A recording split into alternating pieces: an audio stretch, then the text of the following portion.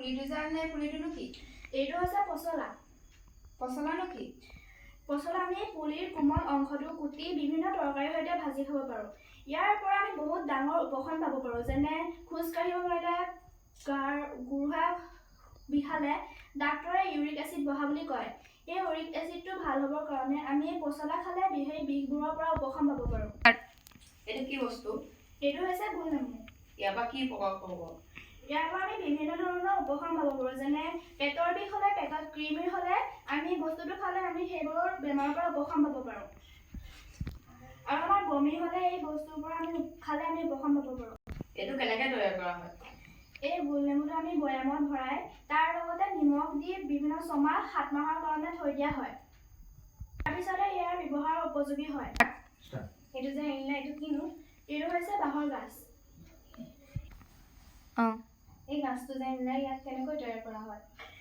এই গাছটো আমি পিহনাত পিচি চৰিয়া এটাত পানী থৈ তাৰ পিহনাত পিচি সেইখিনি আমি চৰিয়াটোত তিয়াই থ'ব লাগিব।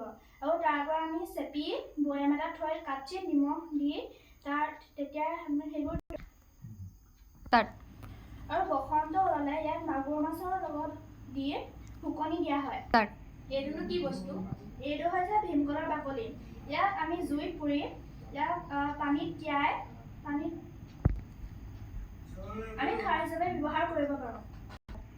এই খাৰ খালে আমাৰ কি উপকাৰ হয়? এই খাৰ খালে আমাৰ বিভিন্ন বেমাৰৰ পৰা উপশম পাব পাৰি। চুলিৰ কিবা বেমাৰ হ'লে চুলিত সানিলে ভাল হয়। আমাৰ কণ্ঠ যদি বহি যায় তেতিয়া আমি এই খাৰ ভাতৰ লগত অকণমান খালে এই বহি যোৱা কণ্ঠ পুনৰ ভাল হয়। এই খাদ্যখিনিৰ পৰা আমি বহুত উপকাৰী পাব পাৰোঁ, যেনে এয়া হৈছে ভেকুৰী তিতা। ইয়াৰ পৰা আমি বহুত উপশম পাব পাৰোঁ, যেনে আমাৰ খাদ্য গাত, আৰু এয়া হৈছে শুকলতি। আমাৰ গাত ঘাঁ লাগিলে ইয়াক ঘাঁ শুকোৱাত সহায় কৰে। আৰু এয়া হৈছে দোনবন। এই দোনবন আমাৰ হজম শক্তি বৃদ্ধি কৰে। এয়াই আছিল আজিৰ কথা।